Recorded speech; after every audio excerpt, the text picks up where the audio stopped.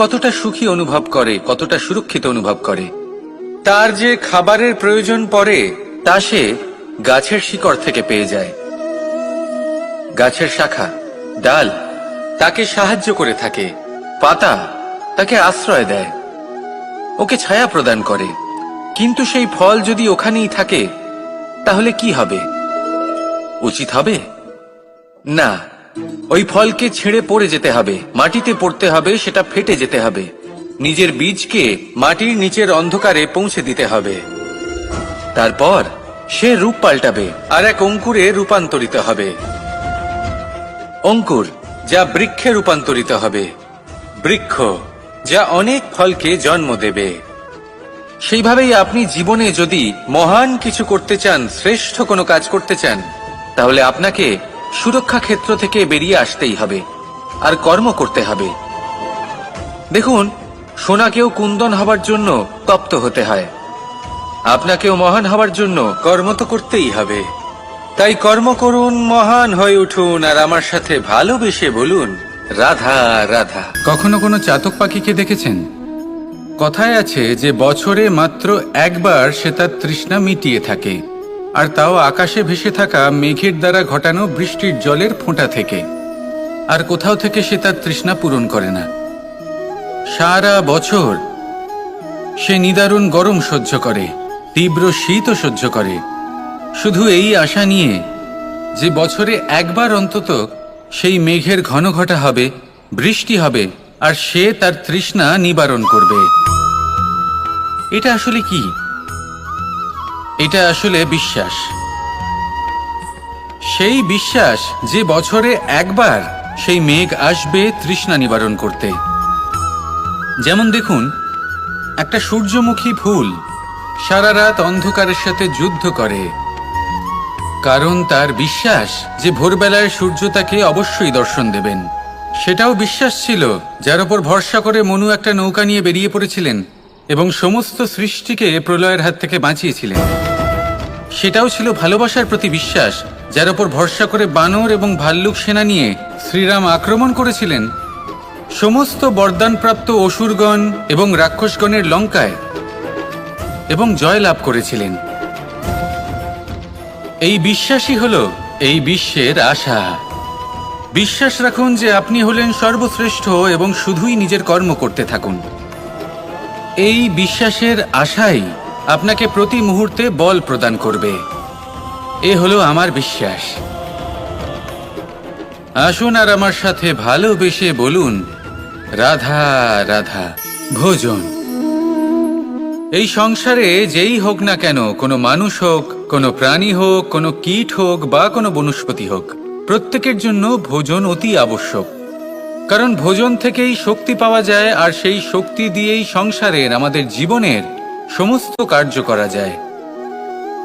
এবার এমন এক ধরনের শক্তি হয় যা শীতের ঋতুতে সূর্য থেকে আমরা পেয়ে থাকি, আর আরেক ধরনের উত্তাপ হয় যা দিয়ে ভোজন রান্না করা হয়, সুস্বাদু নানান ধরনের ভোজন।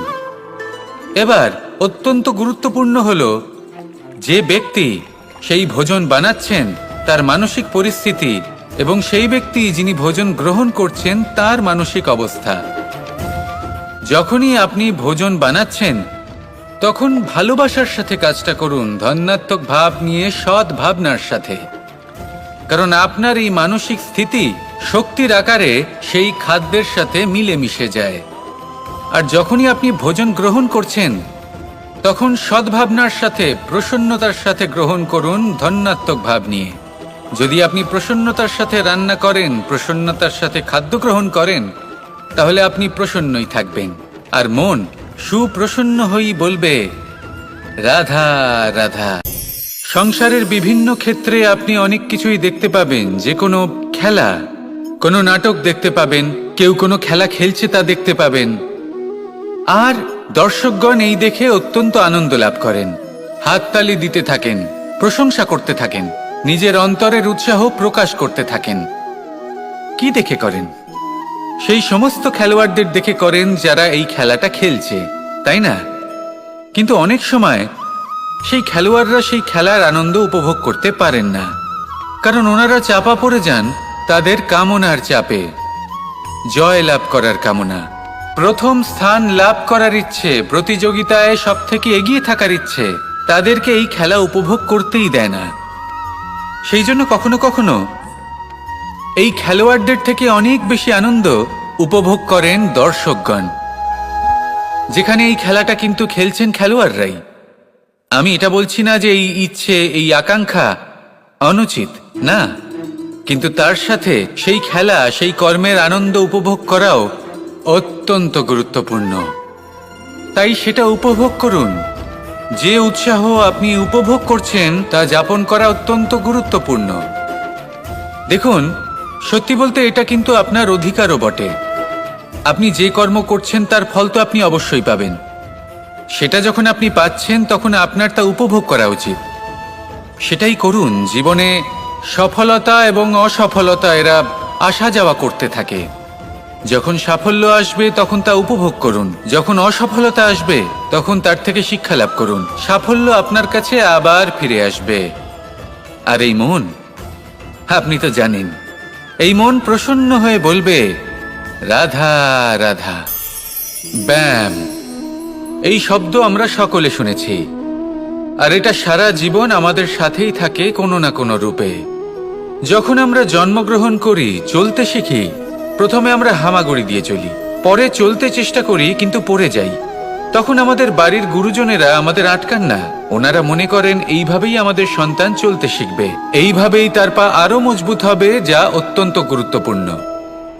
এইবার জীবনকালে যতই আমরা এগোতে থাকি, এই ব্যায়াম বিভিন্ন রূপে আমাদের সাথেই থাকে। কিন্তু আপনি কি জানেন যে এই ব্যায়ামের তাৎপর্য আসলে কি? আপনি কি জানেন এই ব্যায়ামের মর্ম আসলে কি? যখনই আমরা এই ব্যায়াম করি, আমাদের শরীরের মাংসপেশি ক্ষয় হয়। প্রথমে তা ক্ষয় হয়, তারপর আবার তা নির্মিত হয়। আরো শ্রেষ্ঠ, আরো শক্তিশালী মাংসপেশি আমরা লাভ করি। অর্থাৎ এই ব্যায়াম হলো সৃজনের বিজ্ঞান। এই ব্যায়াম আমাদের জন্য অত্যন্ত আবশ্যক। সেই জন্য জীবনে যখনই কোনো কিছু নষ্ট হয়ে যায়, চলে যায়, তখন হতাশ হয়ে পড়বেন না, তাকে পুনর্নির্মাণ করার চেষ্টা করবেন। আর এই শিক্ষা আমরা লাভ করি পাখিদের থেকে।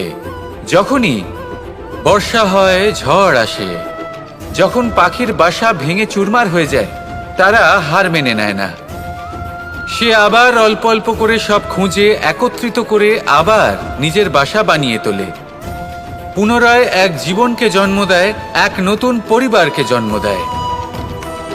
তাই মনে রাখবেন, জীবনে এইভাবেই যদি আপনি নির্মাণ করতে চান, সৃজন করতে চান, তাহলে সেই নির্মাণের জন্য ভাঙনের অভিজ্ঞতা থাকা অত্যন্ত আবশ্যক। ভগ্ন বস্তুকেও সম্মান করা অত্যন্ত আবশ্যক।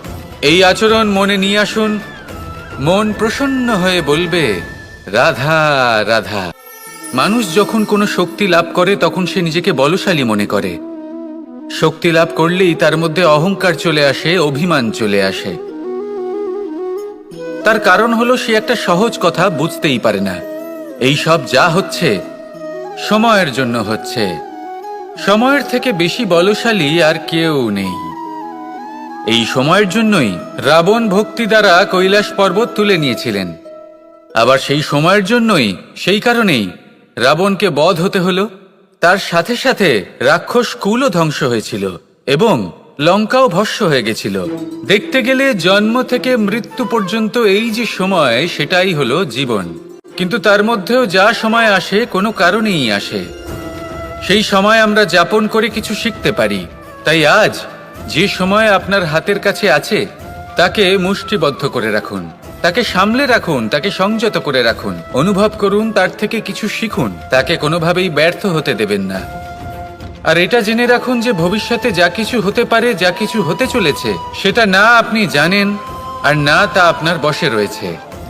সেই জন্য আজ অহংকার বা অভিমান করে নিজের ভবিষ্যতের ক্ষতি করবেন না, সেই অনর্থ ঘটাবেন না। এটাই হলো সময়ের অর্থ। আসুন আমার সাথে ভালোবেসে বলুন রাধা রাধা। কথায় আছে, যখন আপনি যুদ্ধক্ষেত্রে দাঁড়িয়ে তখন শত্রুকে পিঠ দেখিয়ে পালিয়ে যাওয়া বা পিছু হটে যাওয়া অত্যন্ত অনুচিত যুদ্ধনীতি হয়। কথায় আছে যে শ্রেষ্ঠ যুদ্ধ নীতি হলো সেটাই যেখানে আপনি অস্ত্র হাতে নিয়ে এগিয়ে যান, সাহসের সাথে যুদ্ধ করে শত্রুকে পরাস্ত করে ফিরে আসেন। আর সেটাই আমি করেছিলাম। তখন মহাভারত রচনা হয়েছিল, কারণ তখন ধর্মরক্ষা করা আবশ্যক ছিল। কিন্তু এমনও একটা সময় ছিল যখন আমি যুদ্ধ থেকে পালিয়েছি, কারণ তখন প্রজাদের সুরক্ষা বেশি গুরুত্বপূর্ণ ছিল। আমার গায়ে যুদ্ধ বিমুখ হবার কলঙ্ক লাগিয়েছিল, কিন্তু ঠিক আছে, আমি সেটাই করেছিলাম যেটা প্রয়োজনীয় ছিল। শ্রীরামও লঙ্কা গিয়ে রাবণকে হত্যা করার পূর্বে 4 মাস ধরে অপেক্ষা করেছিলেন। অপেক্ষায় ছিলেন কবে সেই সেতু সম্পন্ন হবে। তারপরে গিয়ে রাবণকে পরাস্ত করলেন, তাকে বধ করলেন। জীবনে কখনো কখনো থেমে যাওয়া বা পিছু হটে যাওয়া কার্যকর হতে পারে। এটা প্রত্যেক সময়ের উপরে নির্ভর করে। শত্রু যে কেউ হতে পারে, যখন খুশি আক্রমণ করতে পারে। কোনো মানুষ হতে পারে, আবার কোনো দানবও হতে পারে। আমাদের নিজেদের মানসিকতা হতে পারে, কোনো অসুখ হতে পারে, মহামারীও হতে পারে। সেক্ষেত্রে সেটাই করুন যেটা উচিত মনে হয়। দেখুন, প্রত্যেকবার নারায়ণ তো আপনাকে সাহায্য করতে আসবেন না। অনেক সময় মানুষকে নিজেকেই সেই বাধার সম্মুখীন হয়ে তাকে পরাস্ত করতে হয়। আর এমনিতেও কথায় আছে যে প্রত্যেক নরের মধ্যে নারায়ণ আছেন। তাই অন্তরের নারায়ণকে জাগ্রত করুন, আর যা সমস্যা আছে তাকে সমাপ্ত করে ফেলুন, তা সে যতই পিছু হটে করতে হোক না কেন। আসুন আর আমার সাথে ভালোবেসে বলুন, রাধা রাধা। গুরু, যিনি পথ দেখান, আমাদের জীবনে অত্যন্ত গুরুত্বপূর্ণ, অত্যন্ত আবশ্যক। কিন্তু কিছু মানুষ মনে করেন যে গুরুর কোনো প্রয়োজন নেই, কারণ এই সমগ্র জ্ঞান মানুষের অন্তরেই নিহিত রয়েছে। এবার প্রশ্ন এটাই, যদি সমস্ত জ্ঞান মানুষের অন্তরে নিহিত থাকে তাহলে গুরুর কি প্রয়োজন?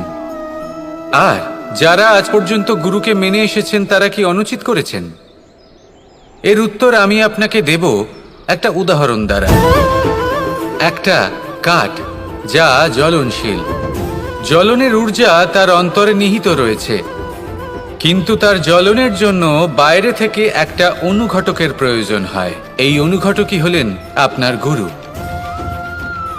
উত্তাপ যা একটা কাঠকে জ্বালাতে পারে, সেই উত্তাপ হলো গুরুর প্রচেষ্টা। যদি সেই গুরুই না থাকে, তার প্রচেষ্টাই না থাকে, তাহলে সেই সমস্ত জ্ঞান যা মানুষের অন্তরে নিহিত তা ব্যর্থ হয়ে যাবে। যদি আপনার সাথে আপনার গুরু থাকেন, আপনার পথ প্রদর্শন করেন, আপনার অন্তরের জ্ঞানকে বাইরে নিয়ে আসতে পারেন, তাহলে তাকে সম্মান করুন। আর আমার সাথে ভালোবেসে বলুন, রাধা রাধা। মানুষ সত্যের সাথে অবগত হবার জন্য ব্যাকুল হয়ে থাকে, চিরকাল চেষ্টা করতে থাকে। জন্ম থেকেই তার মনে এই ইচ্ছে জাগ্রত হয় সত্যিটা কি সেটা জানতে। এবার এই ইচ্ছে, এটা পূর্ণ কিভাবে করা যেতে পারে? কারণ মনে হয় যে জ্ঞান অর্জন করলেই এই ইচ্ছে পূর্ণ হতে পারে। তাই কেউ কেউ জ্ঞানের পেছনে ছুটতে থাকেন। কেউ এটা ভাবেন যে এই ইচ্ছে পূর্ণ করা যেতে পারে ধন আর শক্তির দ্বারা, তাই তারা ধন আর শক্তি প্রাপ্ত করতে চান। কেউ আবার ভাবেন যে অন্তরের মন্থন দ্বারা এটা সম্ভব হতে পারে।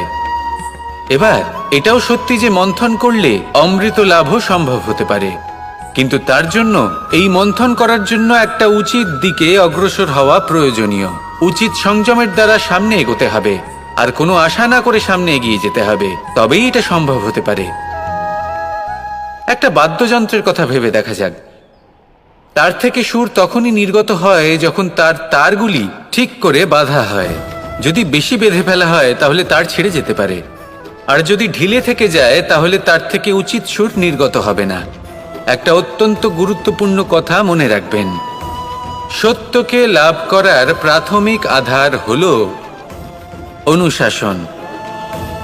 জীবনে এই অনুশাসন আনুন, সত্য আপনা আপনি আপনার কাছে চলে আসবে, আর এই মন প্রসন্ন হয়ে বলবে, রাধা রাধা। আপদ আপদ আপনাকে সন্ত্রস্ত করে রাখতে পারে, কিন্তু এই বিপদ প্রত্যেকের জীবনে কোনো না কোনো কারণে থাকে। এটা আপনাকে দেখায় যে আপনার মধ্যে কি খামতি রয়েছে, কেন রয়েছে। এই বিপদ হলো সেই মাধ্যম যার দ্বারা আপনি নিজের দুর্বলতাকে নিজের শক্তিতে পরিবর্তন করতে পারেন। একটা ফুলের দিকে তাকান, একটা ফুল তার বুকে যখন একটা সূচ বিধে এপার ওপার হয়ে যায়, শুধু তখনই আমাদের প্রভুর জন্য ফুলের মালা তৈরি করা যায়। সেই জন্য কখনোই বিপদকে ভয় পাবেন না, তার থেকে দূরে পালাবেন না, একে স্বাগত জানান। বোঝার চেষ্টা করুন এই বিপদ কেন আছে। যদি বিপদকে বুঝতে পারেন তবেই জীবনকে বুঝতে পারবেন। যদি জীবনকে বুঝতে পারেন তবে এই বিপদকে সম্পদে পরিণত করতে পারবেন। আসুন আর আমার সাথে ভালোবেসে বলুন, রাধা রাধা। পরিকল্পনা অত্যন্ত গুরুত্বপূর্ণ, এটা আমাদের জীবনে অত্যন্ত আবশ্যক, এটা আমাদের জীবনে। কিন্তু এই পরিকল্পনা ঠিক কতটা হওয়া উচিত, অর্থাৎ এই পরিকল্পনার সম্পর্কে কতটা চিন্তা করা উচিত, কতটা ভবিষ্যতের বিষয় চিন্তা করা উচিত। এবার দূরদর্শিতা অত্যন্ত বিশিষ্ট গুণ মানব জীবনে, কিন্তু দূরদর্শিতায় এতটাও মগ্ন হওয়া উচিত নয় যে কাছের জিনিসগুলোই নজরে না পড়ে। আজকের কথা বাদ দিয়ে শুধুই ভবিষ্যৎ নিয়ে চিন্তা করা অনুচিত। এবার দেখুন, পরিকল্পনা করুন কিন্তু তার থেকে বেশি উপভোগ করুন। এই মুহূর্ত সম্পর্কে অবগত নয়, কিন্তু ভবিষ্যতের কথা আমরা চিন্তা করতে থাকি। আমি এটা অনুভব করতে চাই, ওইটা অনুভব করতে চাই, ওই আনন্দ প্রাপ্ত করতে চাই। এটা অনুচিত। পরিকল্পনা করুন, সংযত করুন, কিন্তু আজকে, বর্তমানকে, এই মুহূর্তকে। জীবনের বাস্তবিক আনন্দ এটা, আর জীবনযাপনের সব থেকে শ্রেষ্ঠ পথও এটা। আসুন আমার সাথে ভালোবেসে বলুন, রাধা রাধা। মানুষ ছোট হোক বা বড়, রাজা হোক বা দরিদ্র, সমস্ত মানুষের মধ্যে একটা সামঞ্জস্য থাকে। সমস্ত মানুষের কাছে তার প্রশংসা অত্যন্ত গুরুত্বপূর্ণ। সে খুবই প্রসন্ন হয় যদি আপনি তার প্রশংসা করেন, কিন্তু আপনি যদি তাকে এটা বলেন যে এটা তোমার ভুল ছিল, তোমার কিছু খামতি ছিল, তখন সেটা সে মানতে রাজিই থাকে না। সব মানুষ এটা শুনতে পছন্দ করে যে সে যেটা করেছে সেটাই সর্বোত্তম। এবার আমি আপনাকে একটা কথা বলি, এ হলো নিন্দা, এ হলো প্রশংসা, আর এই হলো সত্য, যা সবার থেকে উচ্চস্থানীয়। সেই জন্য মানুষ আয়না দেখে। আয়না তাকে তার সৌন্দর্য দেখায় না, তাকে দেখায় যা সত্য, যাতে মানুষ আরো সুন্দর হওয়ার চেষ্টা করতে থাকে। তাই আয়না অত্যন্ত গুরুত্বপূর্ণ সত্যকে জানার জন্য। জীবনে নিন্দুকের মাহাত্ম্য প্রশংসকের মাহাত্ম্যের থেকে অনেক বেশি। কেন? কারণ তারা আপনাকে আপনার খামতি দেখায়, আপনার ভুলগুলো বুঝিয়ে দেয়, আপনাকে একটা সুযোগ দেয় নিজেকে শুধরে নিতে, নিজেকে আরো শ্রেষ্ঠ করে তুলতে, যা প্রশংসক করতে পারে না। তাই জীবনে যদি কখনো নিন্দা করা হয়, তাকে ভালোবেসে গ্রহণ করুন, ধন্যাত্মক রূপে গ্রহণ করুন। যদি নিজেকে কোনো শিক্ষা দেওয়া সম্ভব হয় তাহলে অবশ্যই দিন। দেখবেন মন প্রসন্ন হয়ে বলবে, রাধা রাধা। আকাঙ্ক্ষা কখন লোভে পরিণত হয়ে যায় তা কেউ বলতে পারে না। এবার তার পরিণাম কি হতে পারে তাও আমরা কেউ জানি না। আজ আমি আপনাকে বলছি, কোনো ব্যক্তি সব থেকে বেশি ক্ষতির সম্মুখীন তখনই হয় যখন সে এটা মনে করে যে সে সব থেকে বেশি সুরক্ষিত স্থানে রয়েছে। সে ভাবে যে সে সেখানে সুরক্ষিত রয়েছে। সে তখন অসাবধান হয়ে পড়ে, আর তখনই তাকে জীবনের সব থেকে বড় ক্ষতির সম্মুখীন হতে হয়। নিঃস্ব হয়ে যাওয়ার পরিস্থিতি কোনো মানুষের জীবনে তখনই আসে যখন তার কাছে প্রচুর সম্পত্তি থাকে এবং সে তার থেকেও অনেক বেশি সম্পত্তি অর্জন করতে চায়। সেই অনেক বেশি সম্পত্তি অর্জন করার চেষ্টায় সে এমন কিছু করে বসে যার ফলে তাকে সমস্ত সম্পত্তি হারাতে হতে পারে। একজন রচনাকার নিজেই নিজের প্রতিভা একদম শেষ করে দিতে পারে যখন সে অনেকগুলো কাজ নিজের কাঁধে নিয়ে নেয়।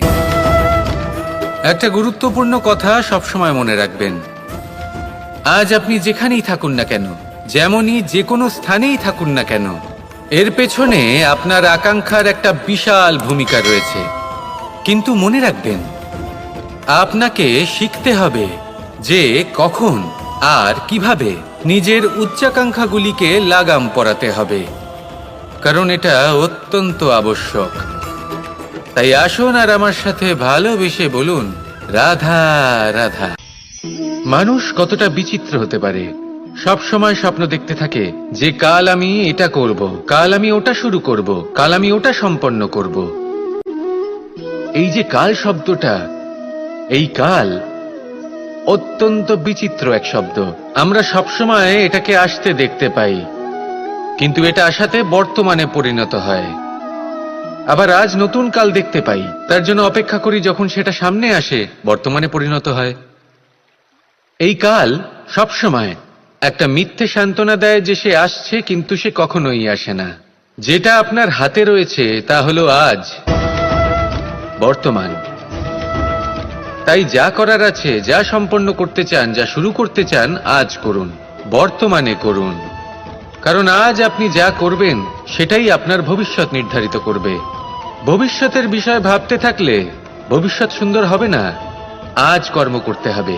তাই আজ বর্তমানে জীবনযাপন করুন, কর্ম করুন, আর আমার সাথে ভালোবেসে বলুন, রাধা রাধা। সৌন্দর্য।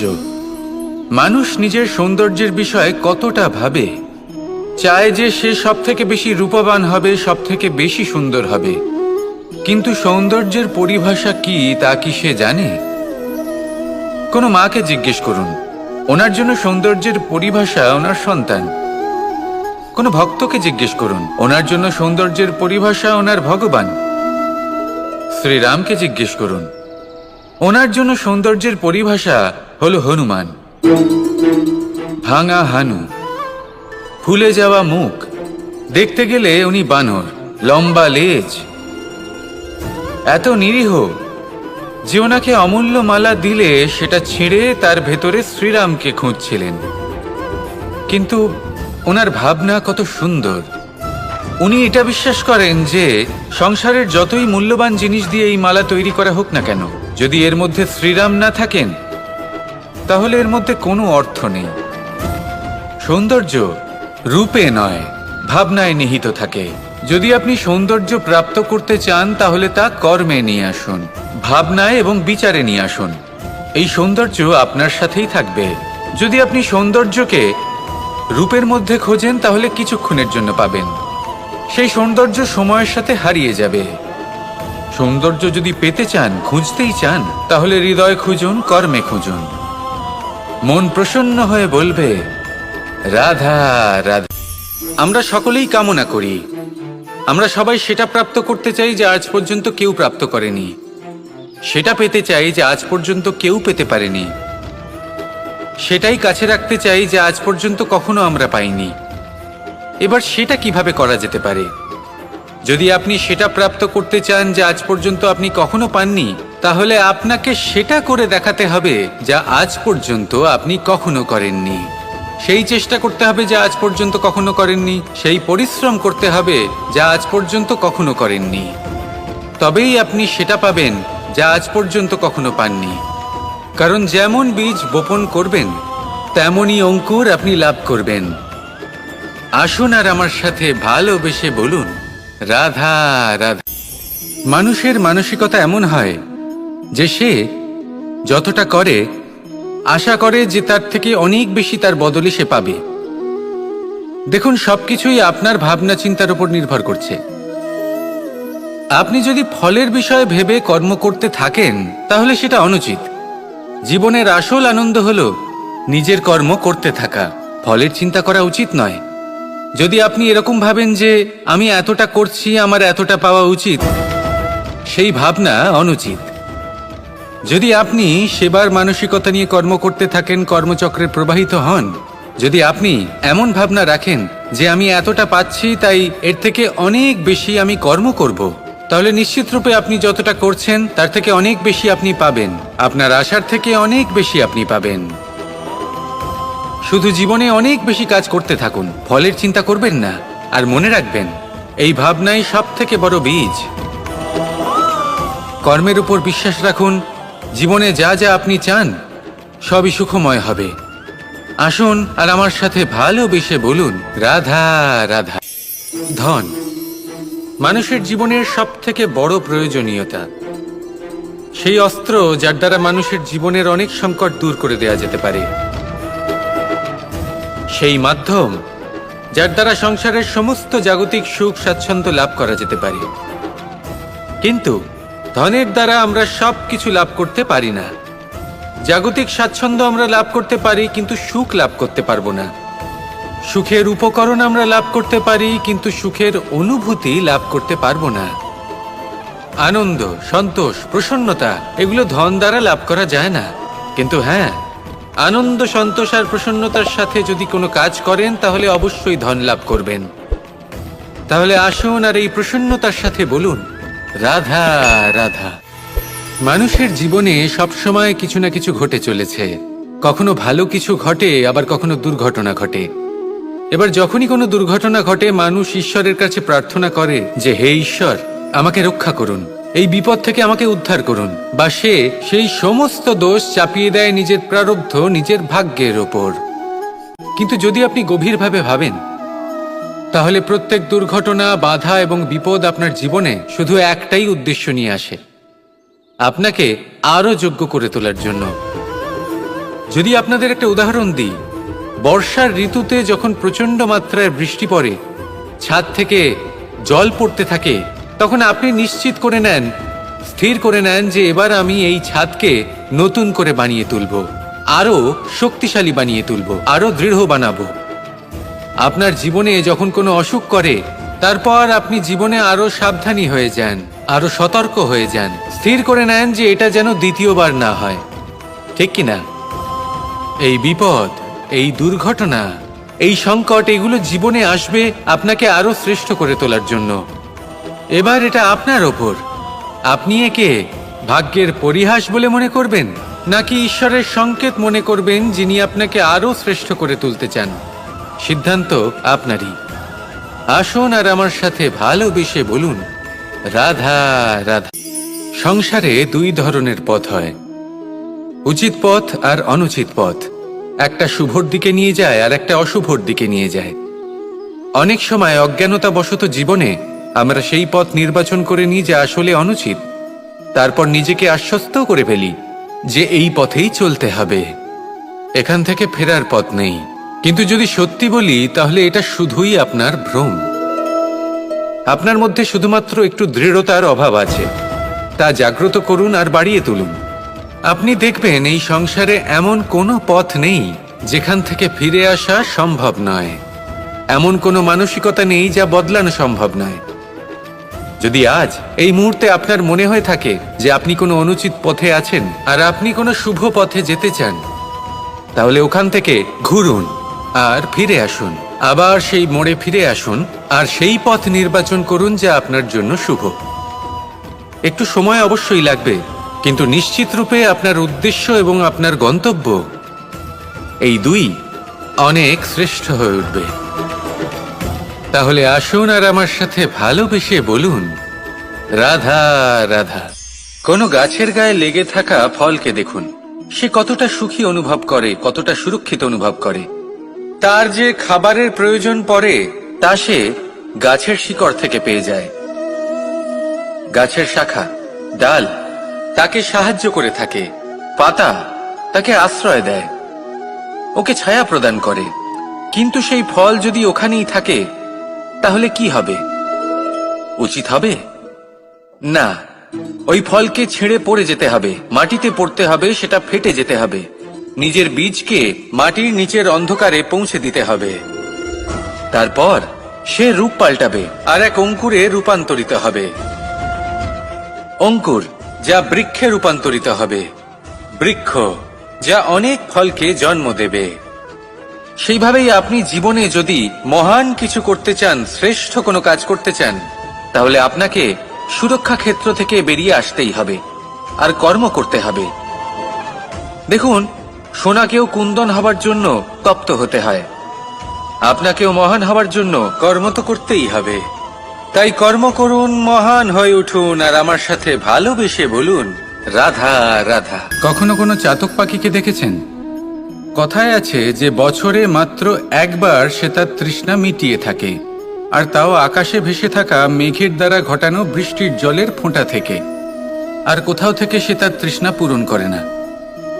সারা বছর সে নিদারুণ গরম সহ্য করে, তীব্র শীতও সহ্য করে, শুধু এই আশা নিয়ে যে বছরে একবার অন্তত সেই মেঘের ঘনঘটা হবে, বৃষ্টি হবে, আর সে তার তৃষ্ণা নিবারণ করবে। এটা আসলে কি? এটা আসলে বিশ্বাস।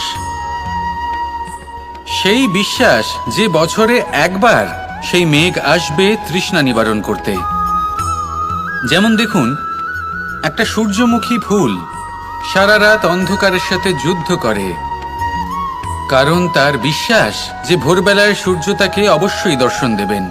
সেটাও বিশ্বাস ছিল যার উপর ভরসা করে মনু একটা নৌকা নিয়ে বেরিয়ে পড়েছিলেন এবং সমস্ত সৃষ্টিকে প্রলয়ের হাত থেকে বাঁচিয়েছিলেন। সেটাও ছিল ভালোবাসার প্রতি বিশ্বাস, যার উপর ভরসা করে বানর এবং ভাল্লুক সেনা নিয়ে শ্রীরাম আক্রমণ করেছিলেন সমস্ত বরদানপ্রাপ্ত অসুরগণ এবং রাক্ষসগণের লঙ্কায় এবং জয় লাভ করেছিলেন। এই বিশ্বাসই হলো এই বিশ্বের আশা। বিশ্বাস রাখুন যে আপনি হলেন সর্বশ্রেষ্ঠ এবং শুধুই নিজের কর্ম করতে থাকুন। এই বিশ্বাসের আশাই আপনাকে প্রতি মুহূর্তে বল প্রদান করবে। এ হলো আমার বিশ্বাস। আসুন আর আমার সাথে ভালোবেসে বলুন, রাধা রাধা। ভোজন। এই সংসারে যেই হোক না কেন, কোনো মানুষ হোক, কোনো প্রাণী হোক, কোনো কীট হোক বা কোনো বনস্পতি হোক, প্রত্যেকের জন্য ভোজন অতি আবশ্যক। কারণ ভোজন থেকেই শক্তি পাওয়া যায়, আর সেই শক্তি দিয়েই সংসারের, আমাদের জীবনের সমস্ত কার্য করা যায়। এবার এমন এক ধরনের শক্তি হয় যা শীতের ঋতুতে সূর্য থেকে আমরা পেয়ে থাকি, আর আরেক ধরনের উত্তাপ হয় যা দিয়ে ভোজন রান্না করা হয়, সুস্বাদু নানান ধরনের ভোজন।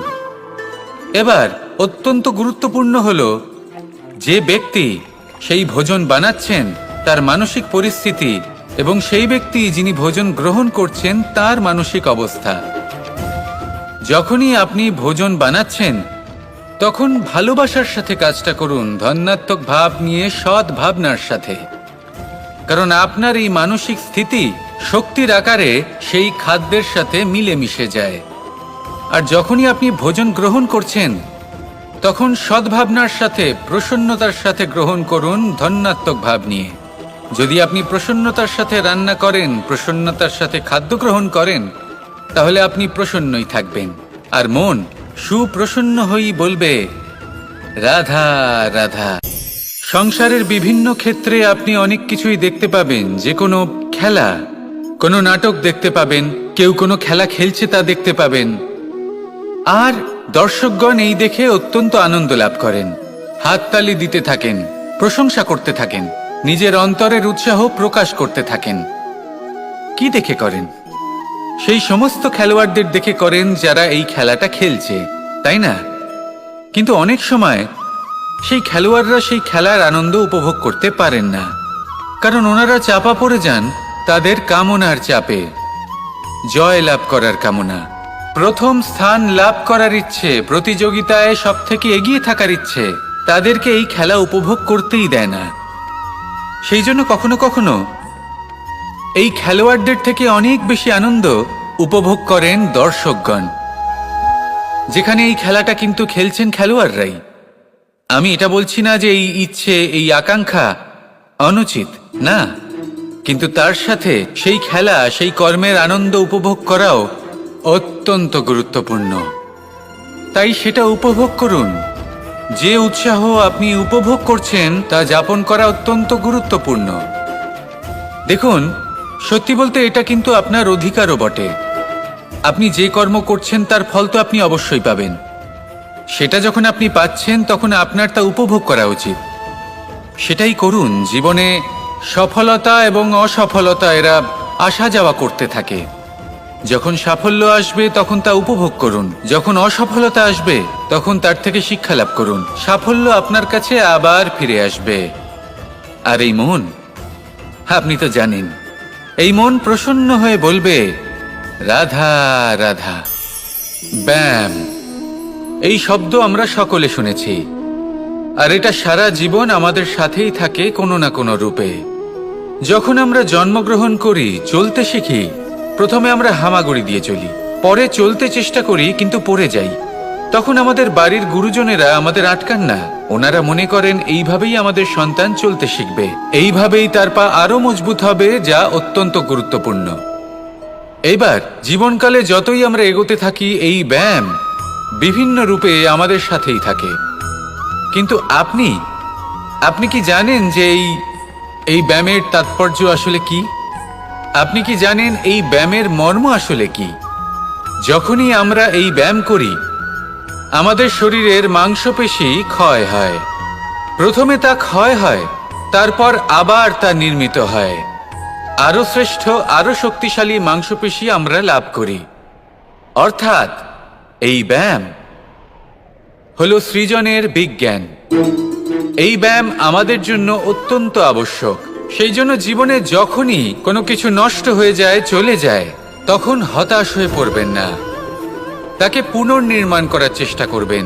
আর এই শিক্ষা আমরা লাভ করি পাখিদের থেকে। যখনই বর্ষা হয়, ঝড় আসে, যখন পাখির বাসা ভেঙে চুরমার হয়ে যায়, তারা হার মেনে নেয় না।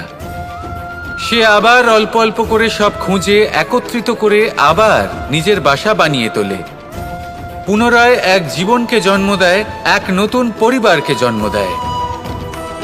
তাই মনে রাখবেন, জীবনে এইভাবেই যদি আপনি নির্মাণ করতে চান, সৃজন করতে চান, তাহলে সেই নির্মাণের জন্য ভাঙনের অভিজ্ঞতা থাকা অত্যন্ত আবশ্যক।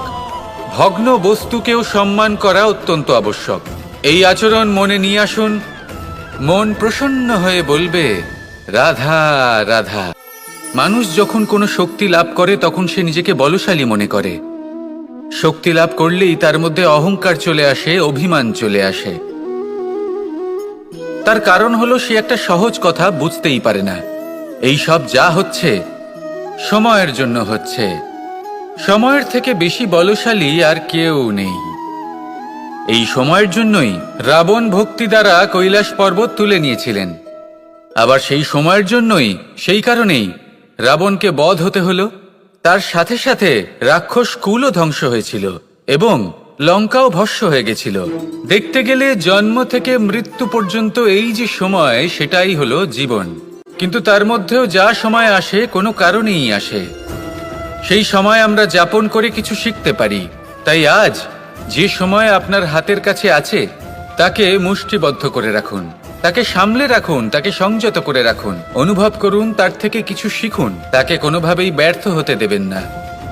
আর এটা জেনে রাখুন যে ভবিষ্যতে যা কিছু হতে পারে, যা কিছু হতে চলেছে, সেটা না আপনি জানেন আর না তা আপনার বশে রয়েছে। সেই জন্য আজ অহংকার বা অভিমান করে নিজের ভবিষ্যতের ক্ষতি করবেন না, সেই অনর্থ ঘটাবেন না। এটাই হলো সময়ের অর্থ। আসুন আমার সাথে ভালোবেসে বলুন, রাধা রাধা।